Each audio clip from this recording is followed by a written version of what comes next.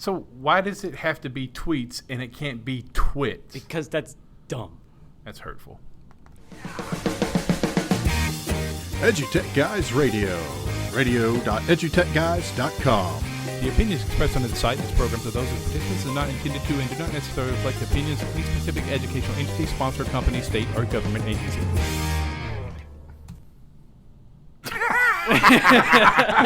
Hello and welcome to this episode of EduTechGuys Radio, brought to you by Southwest Arkansas Education Cooperative and Hope Public Schools.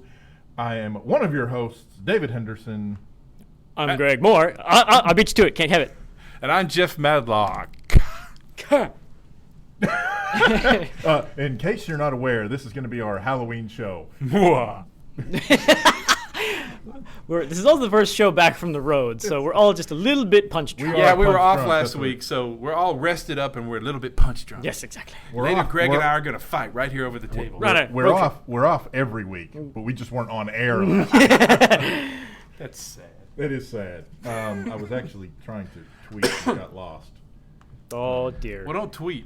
Hey, welcome to radio.edutechguys.com. We're glad that you're here for the radio show. You can catch us on the Tweeter. The tweet, not the woofer. Don't go to the woofer. That's the Twitter. Or the subwoofer. Yeah, you can check us there at edutechguys.com. Catch us on the web, www.edutechguys.com. If you would, go down to the bottom and fill out the old contact form and tell us what's going down and what's happening in your edge of the woods, what your ed tech adventure is. We'd always like to hear about those. Also, catch us on iTunes. If you go to the iTunes podcast area, you can look up EduTech Guys and listen to the past 19 shows. 19 shows. 19 shows. Is this 20? Is that right? Are we at 20? We are at episode 20. This is 20. At least that's what the show notes say. I don't know. Maybe the show notes are lying to me. No, I think the show notes are pretty truthful. Right. Yeah, because last week was supposed to be 20 and we were off. We were off last week, yeah. But yeah, so episode 20, we've been doing this for 20 weeks now. We've been a lot of places. We just got back from JAMP 2 weeks ago. All around. And we really haven't. We'll probably discuss a little bit about that. We did a show from there, so if you got to tune in, then you heard some really cool stuff. Including and, the crowd going, yeah, it was real loud there at the beginning. A lot of folks in the room. They were not throwing rotten fruit.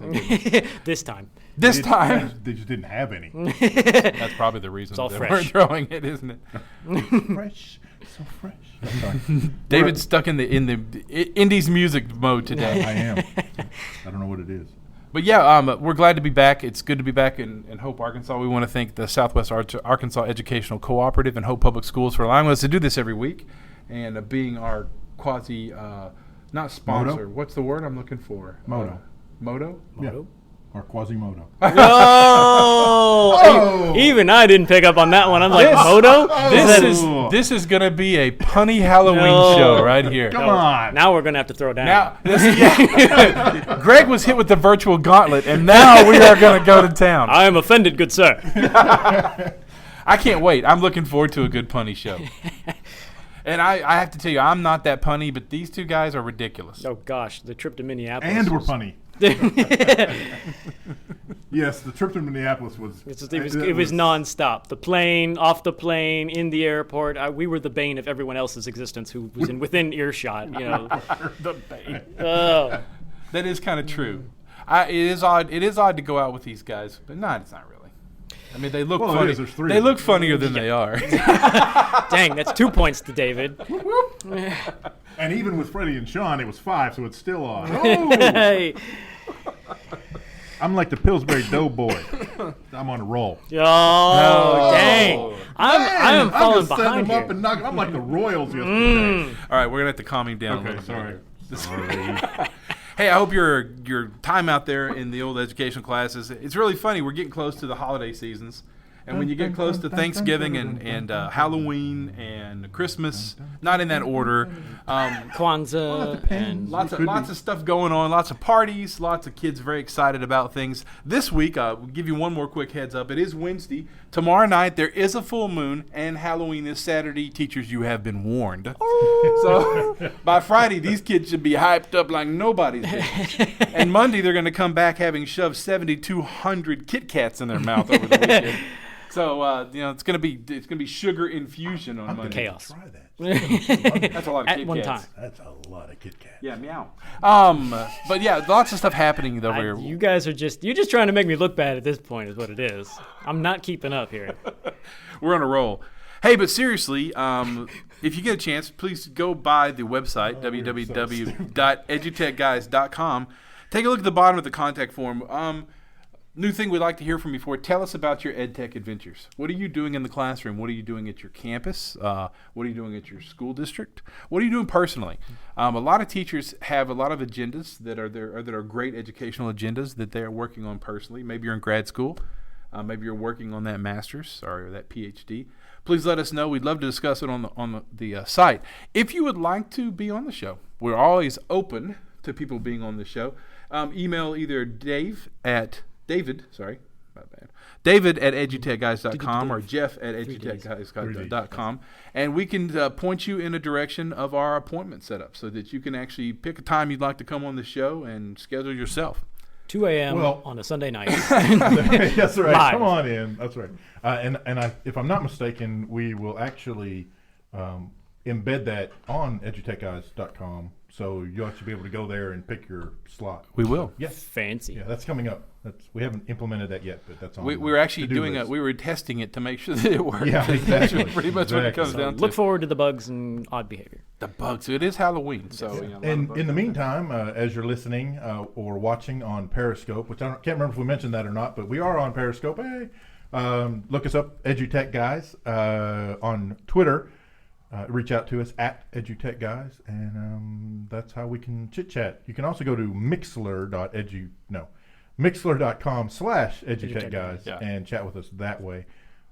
We don't have visual on the Periscope, so we don't know if you're chatting or giving us. I will do that in giving a us second. props is the other. That was my other bad. chat I forgot thing. to turn that We're losing all of the proper terminology for these it's services. all- How will people know what a like is if it's not a like? I mean, It's not just, alike. It doesn't make any sense. Give us a simile, a simile. metaphor. Metaphors be with you. Metaphors do. Oh, Dang, 4. He's just nailing you. I'm just dude. like, I'm embarrassed. I know. I'm sorry. I'm just going to leave. You know, you're representing the HPS Tech Department here. You're letting us down. The HPS. HPS. What is this? Is it across the pond? I mean, No. Yeah, it's a Halloween PS. public schools. Halloween. oh, ha, ha, ha. So later tonight, I will be sitting down watching some of my favorite Halloween shows. They're all coming on, the different channels. ABC schedule's out, and one of my favorite ones, a trivia question here. It has Bette Midler in it. Oh, yes. Anybody know what that one's I do. called? I What's do. it called? It is Hocus Pocus. Hocus Pocus, the greatest, in my opinion, That's 6 points for David. one of the greatest Halloween shows out there. So let's get into the knockdown and drag out of it. Last week we were at the JNUC conference. Week for before last. I swear it 2015. feels like it was it does last feel week. like last week. Right, I know, yeah, because it we was skipped 2 a weeks week. ago. That's But right. 2 we weeks were there for 5 days, and lots of cool stuff happened. We were very impressed with everything. If you heard the show last week, you found out that IBM's moving the majority of their users to MacBooks. Yep. 2 weeks ago. 2 weeks ago. I keep saying that. How I about a apologize. week ago? I'm sorry. It seems like just last I week. know it does, but yeah. Anyway, Yeah. If you ever get a chance to visit Minneapolis, really nice city. very cool. Yeah. There seems to be a new startup city. There's a lot of industry there. I would guess. I would guess to say that JNUC has brought in JAMP has brought in a lot of other Oh, yeah. businesses Sure. to that area. But really neat city, really neat MDM, and pretty soon we'll talk MDMs if we ever get some feedback of anyone that would like to talk about MDMs. Nice. There you 1 go. point for Gray. Yay! But topics today, we're going to talk again about integration of technology in the classroom. Platforms and all that good stuff. Platforms and good. Now we know we talk about this a lot, but here at the good old EduTech Guys, we're trying to make sure that we are keying in on the show on the topics and areas that we should be discussing Right. for the listeners that we do have. Yeah. And so, all 2 of them. It's really interesting. I think there's 3 major players right now in the education system. It depends on There's what really you... 2 major players and maybe 3 pieces I of think hardware. before we delve too far into it, I think we need to define what we mean by platform. So, if you're talking to a tech guy and you say platform, they're going to go, okay, were you talking about like, Microsoft as a platform? We're talking about like using Windows and Windows Server and that sort of thing. If you talk to a teacher about platform, if you get something besides, a look of confusion, they're probably going to be thinking something more like Microsoft Office versus Google Docs versus, that sort of thing. So what in your mind, when someone says this is the platform that we use at Hope Public Schools or whatever, what comes to mind with the word platform? I think for me it would be when we're talking about classroom platform. Right. I mean, I think that's what I'm talking about. Is like Okay.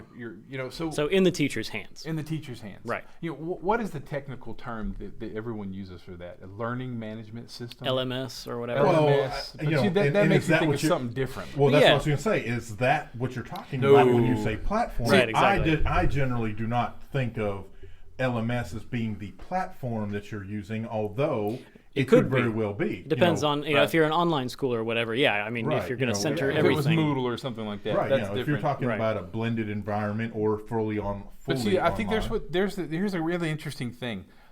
We've been seeing a lot in our state of people moving, people that haven't already moved there, moving to Google Apps for Education. Oh, yeah. And it's interesting, Google Apps for Education did not start out as an LMS, No. but their integration creation of Classroom, Yeah. Google Classroom. Google Classroom, has moved them into an LMS, and they keep They're that getting one, real close. they're getting really close to it. Yeah, exactly. But for platform, I think that's what platform. How are we handling? How we're disseminating information. What are the tools that we standardize Right. for the like you said, the dissemination of education? So that's what you mean by platform. That's what we're going to be talking about by platform. What tools do you standardize on? And just sort of as an aside to that, I think one of the interesting discussions that I hear quite a bit on platform is not necessarily, okay, we use this platform or we use that platform, but whether or not you actually stick to or like mandate a single platform. Some schools you'll go to or you'll talk to their techs and they go, okay, well, we let the teachers pick whatever they want. And so they don't really have a centrally standardized, okay, this is, our platform. Sure. Whereas others, they do have a very centralized, very sort of a very top-down sort of administrative, where it's like, okay, this is the tool we've chosen, this is what everybody's going to use, and hey, so sorry if you want to use anything else. That's all you have to choose from. So, I think that's a great question. Is that a bad thing? I don't Well- see there are pros and cons. There are, okay, and so there's a district nearby, and they were one platform, period. And I will tell you straight up, they were 100% Microsoft 100% of the time. I'm trying to think if I don't even think they had access to anything if it was not Microsoft. I don't Now- know of any district that has ever been like that. Us, like 5 years ago. Okay, Yeah. right. Okay, Yeah. now here's the thing. Their technology person left, the one who had essentially mandated that. And I'm not saying that's good, bad, ugly. I'm just Right. saying that's the way it was. Right. That's what was mandated. They have a new tech who has come in, and that tech has basically said that they prefer Google as their platform, and Right. they are easing teachers into it by saying, if you want to play with it, check it out, then we'll set you up with Google. And at this point, they're doing everything in Google except mail because they already have their mail set up in 365. Ah, okay. And so, And so they, I lost my train of thought when I knocked my microphone. But again, this new tech person enjoys Google. Right. And they were, they were pretty flabbergasted that was not even an option at this district. Well, and gathering the information, the feedback kind of that I'm getting is that really that tech is really wanting to push Google as the platform. as the so new platform. really doing a 180 from where they were. Yeah. Right. So that kind of goes to that top down. It's the tech who's essentially driving that decision. And again, Right. Is that good, bad? Right. So in addition to what platform you have, is the platform enforced or not? And then from which direction, top down or bottom up? So Right. are the teachers, are the teachers making the decision, and then the administration says, okay, this is the platform, we're sticking to it, or is it from bottom up where it's like, okay, everybody use whatever you want and just solve your problems your own way? So we've got three different elements here Right. that we've got in play. You go to different schools, and just those three elements actually set the tone, or sort of expose the tone of the education in that school. You can ask like those three questions, and get a pretty good picture of what their educational environment is like, and what their sort of social dynamic is among the teachers and the administration and the tech department. So we've got pros and cons with all of that. First pro or con that comes to mind, for us anyway. So just as full disclosure, at Hope Public Schools, we're mostly pretty much top-down standardized on Google Apps as the platform. We used to be Microsoft. And then on the as far as the technology in the teachers' hands, we're pretty much standardized on Apple stuff. So we've got MacBooks for the teachers, and we've got iOS devices for the students. And that's sort of the platform that we generally push. We've dipped our toes in the water of Chromebooks just recently. But that's the general platform. It's sort of it was initiated by the tech department, so it was essentially top down. Do you think that the hardware, maybe not in our district, but in other districts, do you think the hardware helps drive what platform they're going to use? I think it can, that's and I think it also kind of, more than just drive. I think it eliminates options more than like if you standardize on iOS for your students. Well, Microsoft Office up until just recently kind of wasn't an option there, so that eliminates options. Right. Well, and that's what I was going to say. To me, I think it sort of guides the potential for what you eventually settle on. Yeah, what platform you're going to roll out. Because if you are primarily, frankly, if you're primarily a Windows shop with a Microsoft networking environment, there's a pretty good chance that district is standardized on the Office platform, Right. whether it's 365 or it's the offline, 2016 or whatever number they're up to now. Right, exactly. And so, but I think that's part of, I think that's part of what drives that though is the hardware that they have in place, and I think as districts either open up to having multiple types of devices from different OS providers. So either as they open up for that, or if there is a push from the bottom, say, then I think they may be open to that. I hate the fact that I characterized it that way. That all of a sudden the teachers are on the bottom and the tech. Well, because really, right? It's not. But right. but by the same token, that is generally how it's perceived. Just Yes. because, and I guess we should maybe, I don't know, disclaimer for lack of a better description.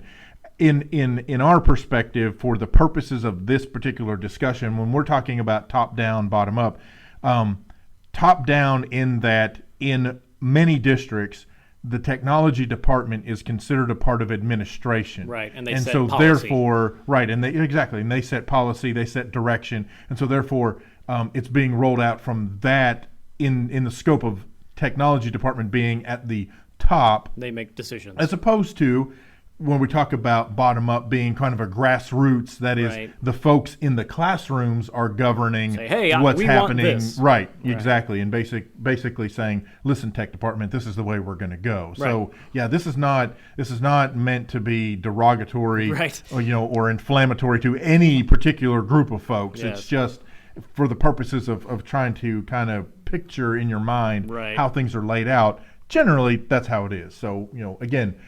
So maybe bottom up is the wrong description, Yes. but teacher driven. Or driven. whatever, There you yes. go. Teacher driven Or and tech driven. tech driven. Or administration driven. Because sometimes the Well, and administration is very opinionated. and that's true. And administration is the top. Right, So, exactly. Tech down is usually right in the definitely- middle, Yeah, exactly. So I think that's a good way. We'll change the terminology. Yes, there we go. All right. So classroom driven and technology department driven, or administration driven. Right. So depending on, I think most of that depends on where in your district you have the individuals who are interested in the actual tech side of the technology. if you've got a district where you've got a lot of very tech savvy, very engaged, very I hate to use the word savvy just because that's such a loaded term. It's like, oh, I'm not savvy, I'm not good with technology. Right. But you've got a lot of teachers that are on fire and they have an opinion on technology. Then I think that often leads to a classroom-driven approach. Mm-hmm. Whereas if you've got a district where the tech department is, likes to stay on the bleeding edge and push things, then it usually winds up being that department-driven and so on and so forth. Real quick, I would like to also throw in there if your tech department is the opposite. Yes, if they're right? the anchor. So if you're exactly. They're going to drag them into the yes, we've seen that too. And I think that's a big part of it. I really do. I think if you have a tech department that is not willing to try new things and move forward with other ways of doing things, that can also determine the platform. Yes, absolutely. Yes. So I think some of the benefits, let's talk about benefits and drawbacks of those sorts of things for a moment. So from the perspective of like a grassroots, of a classroom-driven platform choice, I think one of the benefits, of course, is the fact that one of the weaknesses, at least that we see in our district, is a lot of the time when with a middle down or a tech department pushed sort of platform is the tech department might get real excited about platform, and they might have evaluated it from a technical perspective of, okay, this is great because it works on all of our devices. Mm-hmm. This is great because it meets our network needs. It's not heavy or whatever. This is great because we can get it on all the devices very quickly and easily. There's low licensing costs. The technical and practical ends of things. Sure. But then some of the time that doesn't always translate into a useful tool in the classroom. That is so true. Or it has an interface that is maybe immediately apparent to a tech person that goes, oh yeah, you click this button here and you go down to the submenu and then this funny 16-syllable long word that's an acronym that means this thing and I understand that, but then it actually gets into a teacher's hands and they're like, you guys are all completely bonkers. Right. Yes. And we run into that a lot. We do. And and not to offend anyone out there, but I think that over the years, and it's probably always been this way, it is very tech-driven in education. I know we'd like to think it's top-down or whatever, but I really want to say that the majority of what I see is what's the cheapest and easiest way to go. That's a lot of the time. That's winning out in most places. A lot of the time. Yeah, I would agree. And then we back it up with things like, well, it's got a keyboard. Right. Or we try to justify our decision, our real decision that we don't want to state, where it's like, oh yeah, this is the cheapest option, or this is the easiest from the technology perspective. Yeah. Right. We go, oh well, this meets the mandated requirements that I just wrote. Right. So, well, and the other thing that's really interesting is that everywhere you go, the majority of the time the teachers are using a slightly different piece of technology than the students are. Right. Especially in one-to-one. Mm-hmm. Right.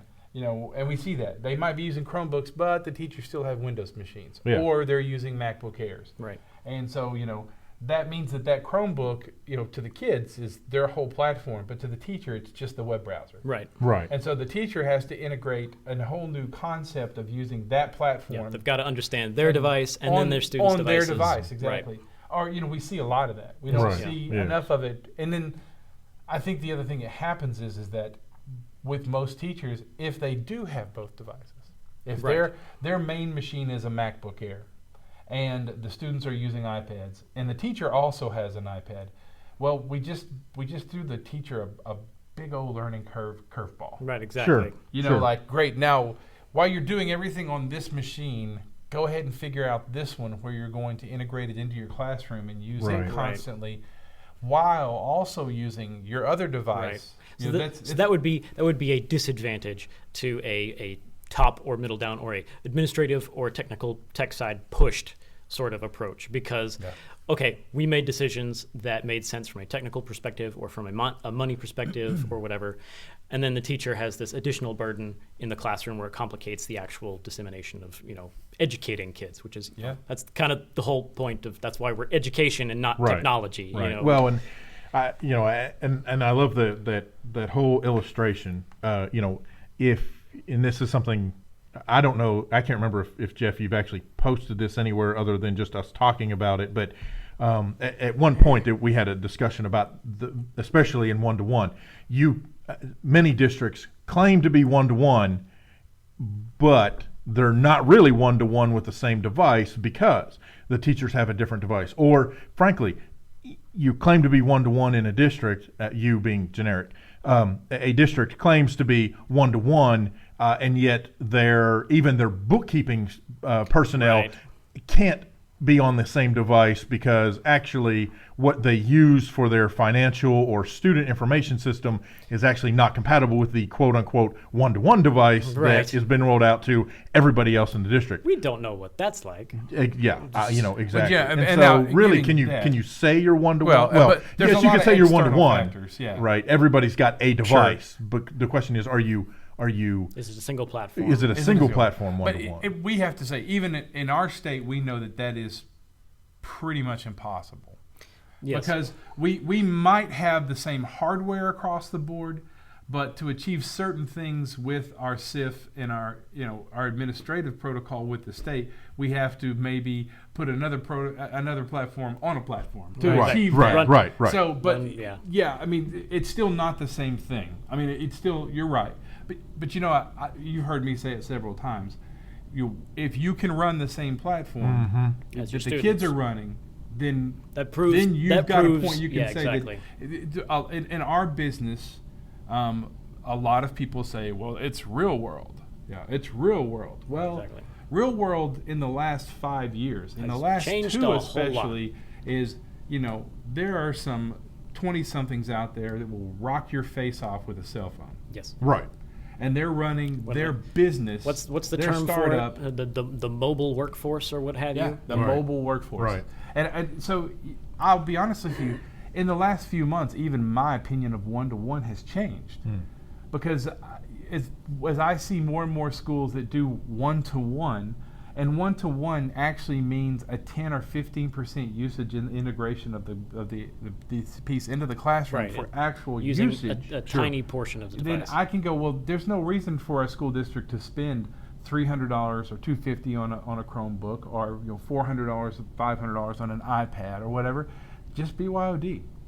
Because if you're using Google Apps or Office 365, it's going to work on any device that you have.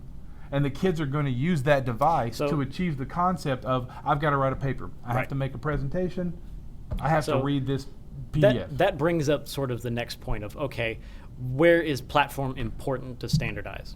So whenever a platform choice is made from the classroom side, oftentimes what happens is you'll have a set of clusters of teachers that like this platform for these reasons because maybe they teach math and they need to write on a whiteboard because trying to type mathematic problems is not fun. No, exactly. And then another set of teachers will pick something that works for English or whatever. And so instead of one platform across the district, you wind up with pockets of platforms. Sure. So the advantage there being the platform that's chosen by that teacher probably makes a lot of sense from an educational standpoint. Sure. The disadvantage being the students themselves are now burdened with learning this platform and that platform and the other platform. They move to a different class and all of a sudden they have to go, okay, what app is this? I don't know. Okay, is that installed on my device? Okay, do I have to sign in here? You wind up moving the burden off the teacher, which is a great thing. But you put it down onto the students and partially also up to the technology department side because you've got to go, okay, now I got to have this app over here and that app over there, and what are the requirements for both of these? So there's overhead involved. Well, and to that, by extension, you also have the support side of that. Oh yeah. So the tech department then theoretically has to support all these different platforms. You upgrade to the latest version of the operating system, and okay, now I've got to test 14 different applications to see if it's going to break everything. Right. Yeah. So that being one of the disadvantages of this sort of scattered pockets of platforms. If you enforce a single platform overall, maybe it doesn't work so great in specific instances in specific classrooms. Sure. But you have consistency. So the teachers and students, they know the procedure to log in, that sort of thing. The tech department knows what they have to support, that sort of thing. And particularly with something that deals with something something that you have to interchange between people. So like documents, pictures, email. Sure. I think that's really where platform is justified the strongest, if that makes sense. Sure. Because, we've just recently, I got an email from a teacher who will remain unnamed that was a Pages document. And in the Pages document, there were spreadsheets. So I had to track down a copy of Pages to open it up. And then it wasn't even a document, it was multiple spreadsheets. And then I was winding up copying that into Google Docs. And so whenever you start to split up a platform that would be best to have centralized for the distribution of documents or the distribution of files or even standardized logins. Because we all know we've got way too many usernames and passwords. Right. So I think that's really where platform is the most justified, is anytime you've got a need for cross-compatibility, just to keep things sane and to keep things where people can collaborate. Right.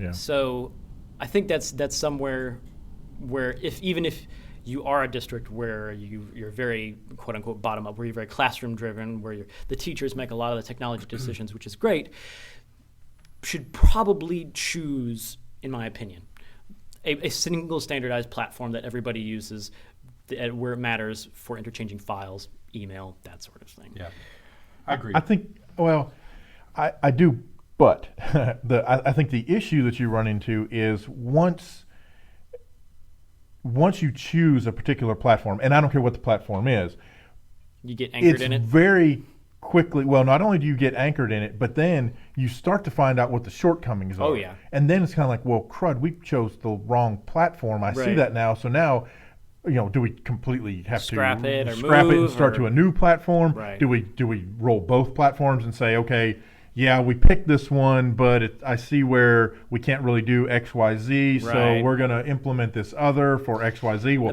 now we're no longer standardized on one platform. Then you've gone backwards, because then your teachers aren't making the decisions, so you've lost the benefit of classroom specificity, and then you've also lost the benefit of having a single platform. Right, so, exactly. Yeah. That brings up the point of planning and preparation. Yes, True. absolutely. True. And here's the really interesting part that's happening with all that. Very few schools and school districts and educational organizations, pick a group of people that are completely diversified in what they have in their system to help define what they need in a platform. Right. Here's the next bad part about that. Pretty much by the time you figure out the platform you need and you choose that platform, at the rate that technology is changing. Oh, that's outdated. Let's move to something else. The one that you didn't choose because of this actually now has the feature that you're looking for. Now, us being an early adopter of the iPad, we can tell you that we came in iOS 4 or something? Every year, we get to say 3 or 4 times during the year, hold on, that's coming in the next version. Right, exactly. And and we can actually say we're finally at a point where all the stuff that we needed 4 years ago is now pretty much there. Here. Yes, exactly. Sure. And so we were early adopters. So now it's like, do you trash that whole thing and go with something less that's easier and cheaper? Or do we keep moving forward knowing that it's going to continue we've to got evolve. the workhorse that we're looking for, and we've now found all the caveats with it? Because no matter which one platform that you choose, there will always be caveats. There are, even if you've spent the whole summer with a group of your diversified staff, figuring out which one we need and what's going to be the easiest and let's train on this and get this done, you're going to hit 75 potholes in the first 2 months. Edge cases, always all edge the time. cases. So see, there's the one that and I always say, I've been in education a long time, and I always say, if you haven't given it at least 3 years, then you don't have the data to back any decisions you're making about what you're doing. Because the first year you push it out, you're going to have technical issues. That's just a given. The second year you push it out, people are still going to be learning the system after getting over the technical issues. Like, oh, this button never worked before, but now it works, and now I can actually click it, and now I need to figure out what it does. Right. So the third year is whenever you're just finally starting to get everything working smoothly. So I totally agree with the 3-year rollout in most cases for most sort of platforms related stuff. And unfortunately, education tends to operate in 2-year cycles. Yes. I mean, it really does. Repeatedly. Over and over yes, again. Exactly. And then not only over and over and over again, but then that 2-year cycle of changing things itself is cyclical, so that eventually you end up, turning back to something that you already had 6-8 years ago, and had you just stuck with it, it would have, it might have help solve the problem. Yes, platform thrash, always looking for the silver bullet. Right. Education, we have seen in so many times, in so many places, we're so silver bullet driven, where it's like, oh look, new shiny thing, this will solve all of our problems. Right, solves all the problems. And right over here. What has always blown my mind so much in what I've seen in public schools and even in private schools and that sort of thing is, so often we'll buy somebody else's solution, like, New Tech or East program or whatever. Where those things got started was probably a little school district where they bought a whole bunch of other things and they went, none of this stuff works. Let's come up with our own thing. Exactly. But trying to copy that and ship an idea, because that's what it is. Take Echo New Tech Network, for instance. I remember whenever I went up to the conference or the Kickstart or whatever it was called with a handful of our teachers and one of our administrators, we were looking to implement the New Tech Network at Hope Public Schools. And they had a technical class for the tech people, which was basically, here's the website and here's the buttons you click. And then the rest of the classes, I got through the technical class, and I started kind of tagging along in the non-technical classes, and I really had a hard time understanding what it was exactly we were buying, because it looked to me like we were buying an idea. And that blew my mind, because it's like, why can't we come up with our own idea? Growing up as a homeschool kid, my mother never saw a piece of curriculum that she did not modify. I mean, absolutely everything was customized to the nth degree. I mean, it was always a conglomeration of this textbook here and a little bit of this book here, and then go out to the library, and we were crazy library patrons. We would max out our library cards and come out with, we were like 8 years old with armloads of books from chin to fingertips. And so this idea of buying somebody else's just an idea, it doesn't make sense to me. I think so often we either downplay the talent that we have within our districts to actually come up with our own solutions, or we've gotten into this sort of rut of this cycle where it's like, oh, let's buy somebody else's idea because that last idea that we bought didn't work. Well, and to that end, though, by the same token, and I think you kind of hit the nail on the head. Why didn't we come up with this ourselves? Because we didn't come up with it ourselves. I mean, as simple as that sounds. Right.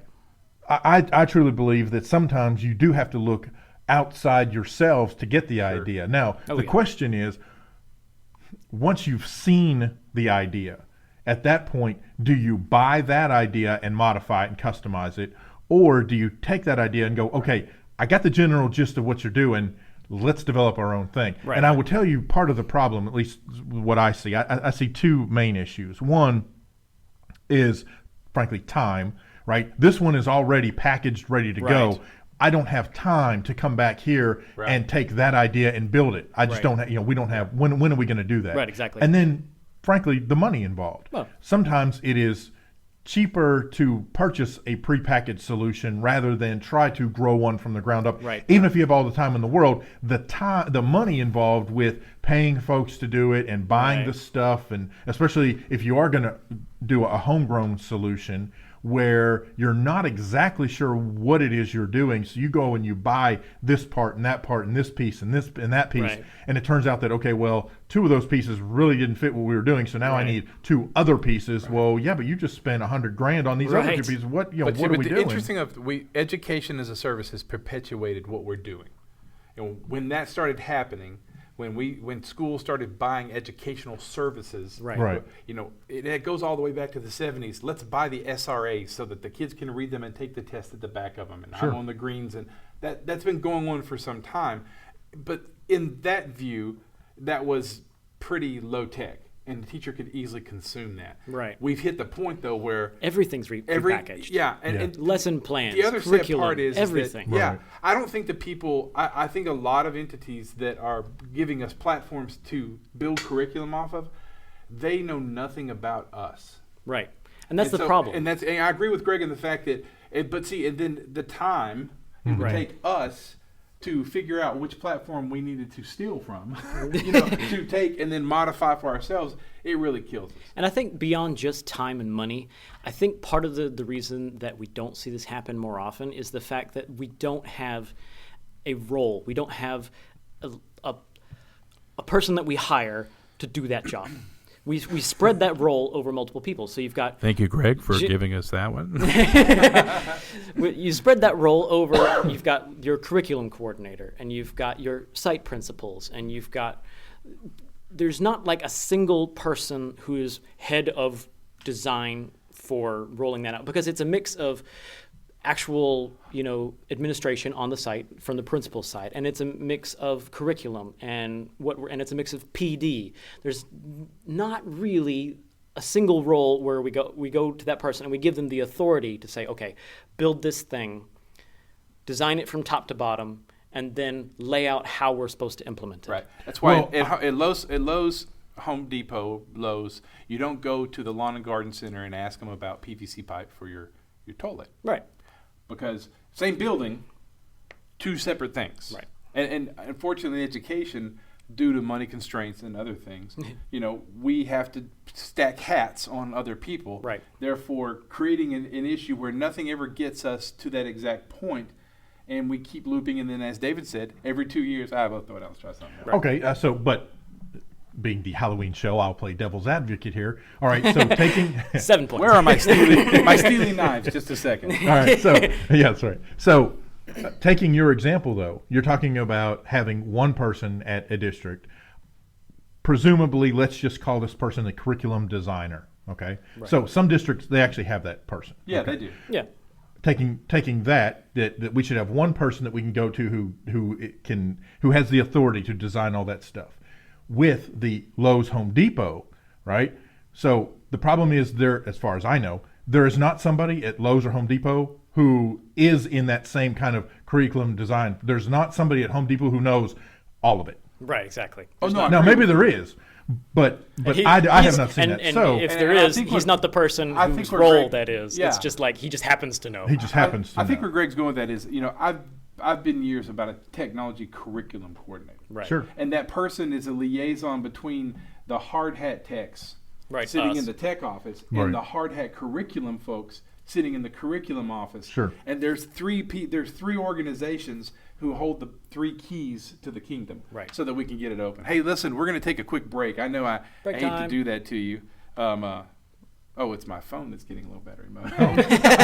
Low battery mode? What's that about? So listen, we're going to take a quick break, and we're going to hear a little AESA promo for coming up in December. David and I will be in New Orleans doing the AESA conference. Yeah. So we'll be right back with some more EduTechGuys Radio. Join EduTechGuys live from the 30th Annual AESA Conference in New Orleans, December 2nd through the 5th. We'll be providing day-by-day coverage as we talk with presenters, attendees, and members of education service agencies from around the nation. Get rid of the noise and listen to the music with EduTechGuys Live, December 2nd through the 5th. Brought to you by Southwest Arkansas Education Cooperative, Hope Public Schools, and the Association of Education Service Agencies.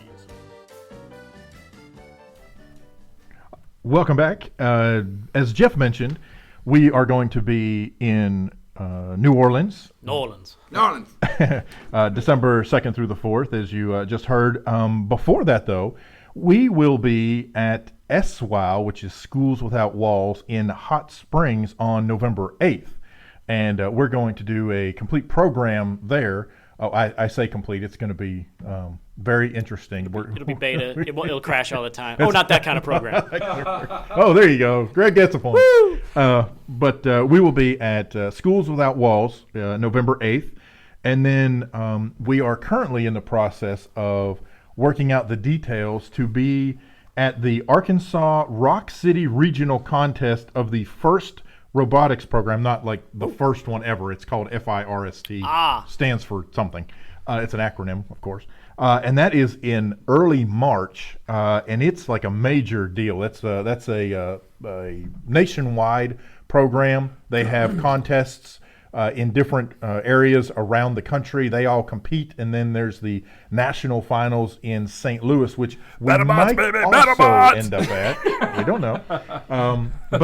So that's going to be in early March. So we got a lot of cool stuff coming on where EduTechGuys is going to be. And then the other side of that is who's coming to EduTechGuys. Hey, we got a lot of upcoming guests coming on. November 18th, you don't want to miss Susan Gilley. If you know Susan Gilley, you're in Arkansas area, you know Susan Gilley.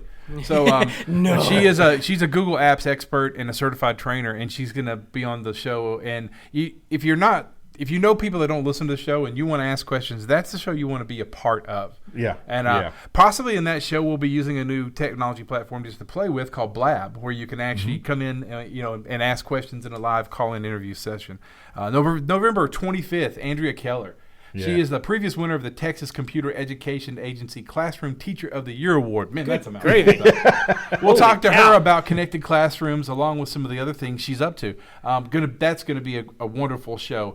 And then on December 16th, we actually are getting Dave Burgess in here finally. Yes. We've been after him for some time. And he's the founder of Teach Like a Pirate movement. And if you haven't seen that book out there or found the movement, just look up Dave Burgess on the internet. Yes. We'll post something on the Twitter here in just a second. And Teach Like a Pirate movement. So really exciting stuff happening for us over the next year and over the rest of this year. And you should definitely tune in. Hey, I tell you what, you're listening to radio.edutechguys.com. We're going to take a quick break and feature an artist this week. Nice little song. This is the Carlos Jobim tune, Wave by. We'll talk about who it's by when it comes back. Hope you like it. Be right back.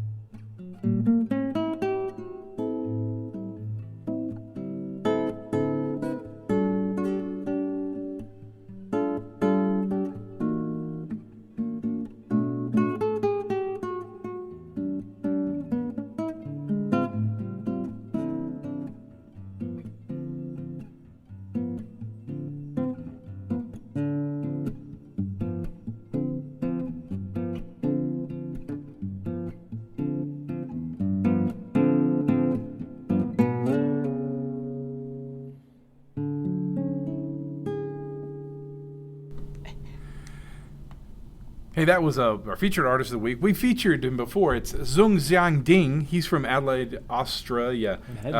We played his song back a few shows called Isn't She Lovely? It's one that we used when we first came on the air. Guitar player. He's a wonderful. I remember that. Oh, wait, no, I wasn't here. Yeah. I was and don't remember. You can find him on SoundCloud, and I'll post his name here again in just a second. It's one that you might have to have spelled for you. Zung Xiang Ding. That's outside of my skill set. Phenomenal guitar player. So I will post it up later. Hey, listen, we're going to start wrapping up the show. Wrap it up. Let's finish up with the topic we were talking about today, platforms and hardware with integration into the classroom. So wrap up points. What do you think? When and where do we pick a platform? Right. I think that's going to be a different answer per district. I'll chime in there and say that I think when and where you pick a platform is definitely way ahead of when you plan on rolling out that platform. Absolutely. So first and foremost, if you're doing please it God. Yeah, if you're doing it June 1st, it's too late. Yes. June 1st is too late. Yes. I mean, it's one of these things. I think you start talking about it in the fall. Yes. And then in the spring, when you hit January, that's when you go, okay, let's dig into this thing. So that by the time you're at June 1st, you're prepping for PD that's going to start in July or August. Sure. Right. Sure. And all that comes back to having a plan. Yep. Working out, okay, here's the steps of how we're going to evaluate it. Here's who's going to evaluate it. Here's how we're going to roll it out. Here's the PD that we're going to need for it before we ever start talking about. Yep. Okay, we've chosen a platform. No, we need the PD, So I think when and where means a point in time. I would say soon. Yes. Early. Yes. So who's going to be picking our platform? Right. I think that varies from district to district. I mean, if you've got some on-fire teachers and they have a platform that they like, I think it behooves the tech departments and administration, or it should behoove the tech department and administration to actually check with your teachers before you go, okay, we're going to use Google Apps or Office 365 or whatever. Sure. Just because, so often we're out of the loop from the education side, where we're buried in servers and cables and racks, and it's like, oh look, this has a one-click deployment. Well, that's top of my list right there. That's right. So I think that's a big factor in who picks the platform. And I think ideally, if that who could be a group of people. Oh, absolutely. Representation from each of the different areas. Well, and this puts your administration, especially with where we've moved today. Here in Arkansas, we're using Bloomboard now, and the whole country is down on teachers. Right. And so we're constantly monitoring them and adjusting them and Right. evaluating them and figuring things out. Yes. So in that line, I think that our administration are at the point that they should be able to come in and go, I want to nominate this person because they're very strong, and I want to nominate this person because they're middle of the road, and I want to nominate this person because they're a novice. Right. And that's the three things. I think you're looking for three people from each of your divisions, say K-12, K-4, 5, 6, middle school, high school, that kind of thing. So that would be my opinion. So there's a great question. How do we fix the problems related to the first two choices? So if you do have your teachers or whatever pick the platform, like say you were a district that was very teacher strong or whatever, and they picked a bunch of platforms, how do we fix the problems related to, okay, we've got a whole bunch of platforms and nobody knows what they're doing, or if we pushed out one platform and it's not working, how do we evaluate that? How do we make sure that we're not, as tech people or as administration or as teachers, not pigeonholing ourselves into odd problems along these sort of roles? I think that's a really tricky question. I was just going to say, how do you answer that? You're right. I think how do you answer that particular question? Because so often we hear these silver bullet, so you're like, oh, here's the new big thing that will solve all your problems, and then we don't talk about, we're always taking the silver bullet and dragging it in. We're never going like, okay, here's our problems. Ding, ding, ding, ding, ding. How do we fix those? We're just bringing in a solution. The three of us, the way we work is that when we start a project, the very first thing that ever happens is somebody plays devil advocate. Before we even I don't know who that would be. Before we even have 3 to 5 points, we're already nay-naying the first 2. Right. But that's a good thing. Yes. Because we're actually answering that last question Right. in the production process. Right. And I think when you go into that first one, when and where, and how you're going to pick it, Right. part of that has to be in that time frame to say, okay, what do you think the Right. first problems we're going to have when we see that? Right. Is which teacher's going to say, no, this isn't the golden, this isn't the golden rule, this isn't the silver Right. bullet. So I think that can be addressed at the front end also. Yes. Before, again, like you said, before you're in rollout, please. Well, and by the same token, I'm sure many folks who are listening may already be in a situation where they've got a platform and they're not sure, is this working, not working? And I think Right. in that particular case, to answer that question, how do we fix it? I think the first thing you have to ask yourself, Do we have a problem? right, is there a problem? Right. Are things working? Is it okay? And frankly, that's, get your feet on the ground and ask folks. And Right. by that I mean, you could whip out some kind of an Google online form or whatever. survey or Exactly. exactly, and just and ask, is this working? What are how the are you problems? using it? Yeah, what are the shortfalls? And even then, I mean, even if you don't wind up changing platforms, like you send out the survey and you get responses back and you see that there are, complaints about this, that, or the other, even if it doesn't mean you change your platform, that's going to inform you to we need to shore up the wireless, or we need more PD on this because apparently people are having trouble understanding it, or something along those lines. Right. So even if it doesn't inform your change of platform, it does inform, it gives you visibility into the things that aren't working well. Right, exactly. And oftentimes, especially whenever you're, a big district with a small tech department, or, where people don't always see all the different pieces as they're working, Right. you lose visibility of, that's smoking over there and nobody's paying attention to it. Right, exactly. And I think the idea of building PD around a platform you already have based on issues that you discover is, Right. I think that's perfect. That's one of the things that we do here at the Education Service Center.